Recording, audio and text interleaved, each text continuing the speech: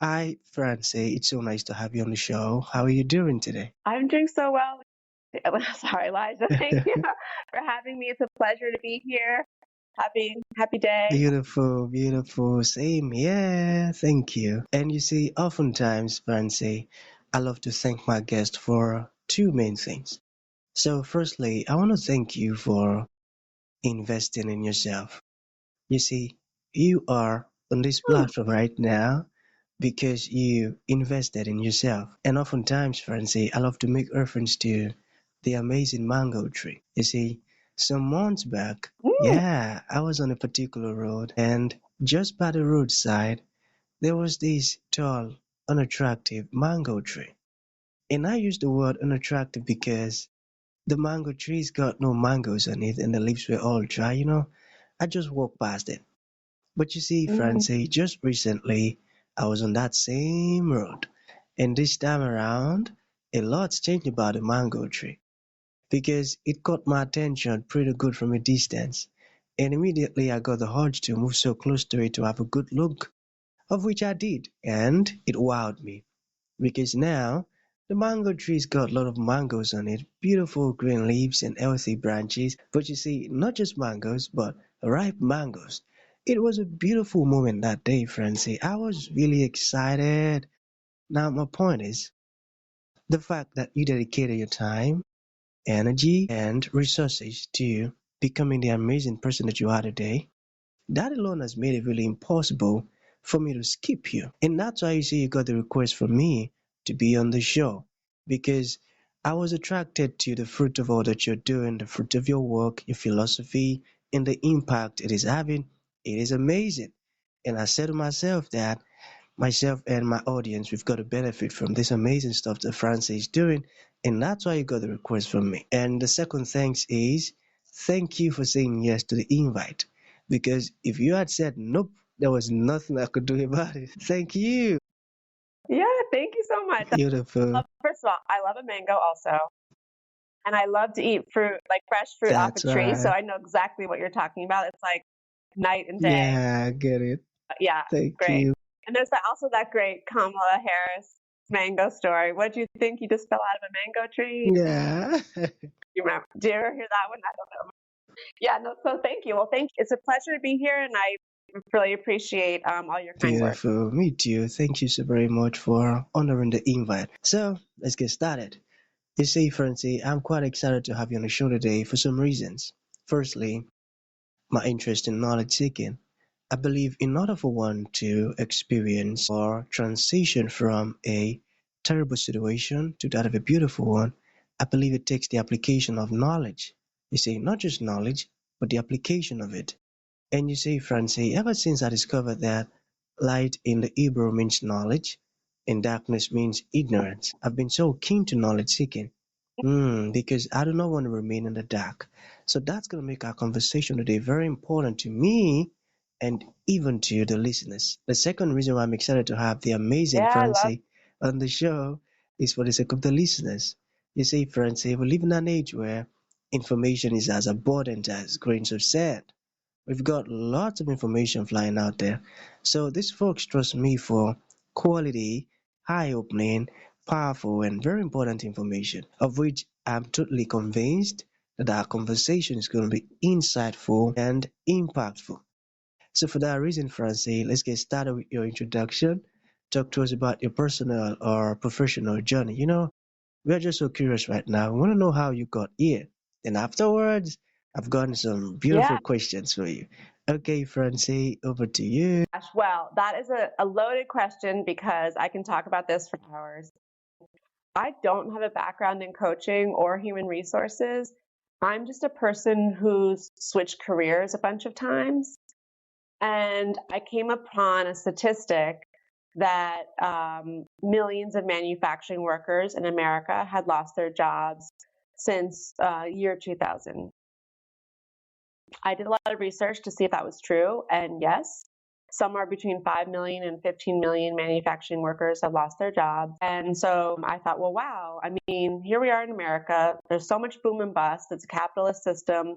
There must be somebody helping people with career change. Because what do you do if you are a manufacturing worker and your job goes away. And I just figured, so I was sort of looking for I call it the Yahoo of career change. Like, what's the Yahoo of career change? And I couldn't find it. And I kept looking and looking, and I kept thinking, oh, I'm just using the wrong keywords. And then I just realized I don't think it really exists. And I think that's crazy, because there's so many people in the world, and especially America, where, there's like a boom and a bust in one industry, and you may have a whole career in that industry. But then what happens when the industry goes away? Who's helping you transition to a new one? And I just was like shocked that didn't exist. And I'm not also, by the way, I'm not also like before this, I was not like a big entrepreneur. I mean, I kind of started this other business, but I became really obsessed with this problem, and I started dreaming about it, and like I just couldn't let it go. And I was like, I wrote like a little like diatribe, and I sent it to my cousin, who's like a educational entrepreneur type, and he said, "Oh, this is a really good idea. Let's work on this together and figure out where it can go." And that's kind of how it all started. But I sort of laugh a little bit too, because this started from like my values and like what I believe should exist in the world. But the problem with that is it didn't start with a business model, right? So it took me a long time to get to like the right business model that made sense. And so I say to people as like advice, if there's someone listening to this thinking they're interested in entrepreneurship, is to really be clear about, if you're starting something from like a values or like a belief system, that may take a lot longer than seeing an opportunity in the market, which may be really easy to figure out the business model. And so that is just something I like to tell people, because it's this whole initial idea, like, I mean, the glimmer in my eye, that first time I heard that statistic was 2016. And so here we are in 2020, and like, I'm like very clear in the business model and very clear in what's happening, and we're in full on sales mode. But it took a while, because I started as a community, which I don't know anything about. And then I basically came up with the idea of group coaching to make it more affordable for people who needed help, but didn't have a lot of money to spend on experts. And so that's where I ended up landing, realizing that really this whole thing is about connecting experts to individuals in an affordable way. Powerful and interesting story. And your journey is really very, very inspiring. And the part that caught my attention really hard is that part where you mentioned that you started searching for, what's the word again? Is it Yahoo? Yahoo? I can't remember how you put it.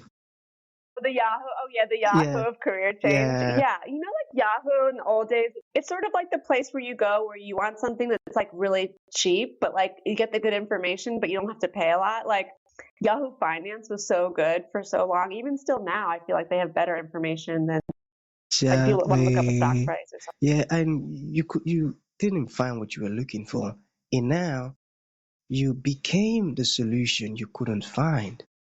And that's very, very inspiring, right. I tell you. Because if many folks can understand this stuff about, if you can find something around, then become it, I believe the world wouldn't be like this. It'll be much more better. And now you came up with a lot of devices and strategies to make this stuff affordable, and which is amazing. So I would say your story is very inspiring, and I love it. And I'm going to listen to our conversation over and over again. Yeah, because things like this I love to hear. So let us begin on the first question. All right, let us talk about positive mindset. Yeah, how does a positive mindset impact the workforce? Got it?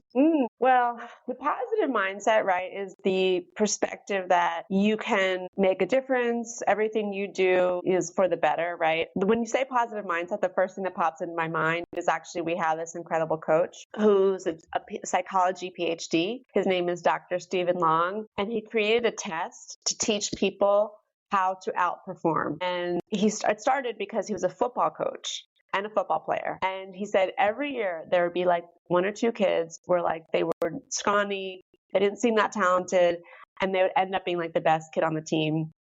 And he said there was some personality type where like they were able to like go way further than their talent. And so he basically, his whole life work has been about how to teach this. And to me, that's what positive mindset is, and basically what he found is a lot of what positive mindset is and what outperformance is looking at everything as an education and like leaving ego out of it.